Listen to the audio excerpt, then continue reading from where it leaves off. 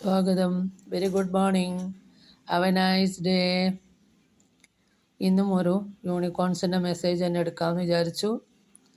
അപ്പോൾ first message എന്താണെന്ന് divine site, അതായത് നമ്മളെല്ലാവരുടെ ഉള്ളിലുള്ള ആ ഒരു ദിവ്യത്വത്തെ കാണാനായിട്ട് ശ്രമിക്കുക.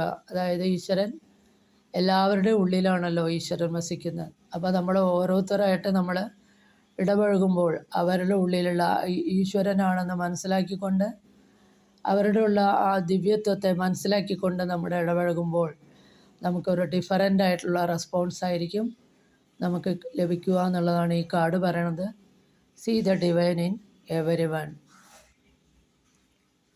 അടുത്ത കാർഡ് ഫ്യൂച്ചർ എന്നുള്ള കാർഡാണ്. ഈ കാർഡ് പറയണത് പാസ്റ്റിലെ ട്രോമാസും പാസ്റ്റിലെ ലിമിറ്റേഷൻസിനെയൊക്കെ വിട്ട് കളഞ്ഞിട്ട് ഫ്യൂച്ചറിലേക്കായിട്ട് പുതിയ പദ്ധതികൾ തയ്യാറാക്കി കോൺഫിഡൻസോട് കൂടിയിട്ട് മുന്നോട്ട് പോവുക എന്നുള്ളതാണ് ഫ്യൂച്ചർ എന്നുള്ള കാർഡ് പറയണത്. പാസ്റ്റിലെ ട്രോമാസും പാസ്റ്റിലെ ലിമിറ്റേഷനും നമ്മളിങ്ങനെ വെച്ചുകൊണ്ടിരുന്നാൽ നമുക്കത് ആങ്സൈറ്റിയും ഫിയറും ഉണ്ടാക്കും. അപ്പോൾ നമ്മൾ ആ പാസ്റ്റിലെ ലിമിറ്റേഷൻസിനെ ട്രോമാസിനെ അതൊരു കർമ്മയായിരുന്നു, അത് കഴിഞ്ഞു പോയി എന്ന് വിചാരിച്ച് അതിനെയൊക്കെ വിട്ട് കളഞ്ഞ് കോൺഫിഡൻസോടുകൂടി ഫ്യൂച്ചറിലേക്ക് പുതിയ കാര്യങ്ങൾ തയ്യാറാക്കി മുന്നോട്ട് പോവുക എന്നുള്ളതാണ് ഈ ഫ്യൂച്ചർ എന്നുള്ള കാർഡ് പറയുന്നത്. ഇത് വളരെ നല്ല മെസ്സേജായിട്ട് എനിക്ക് തോന്നി.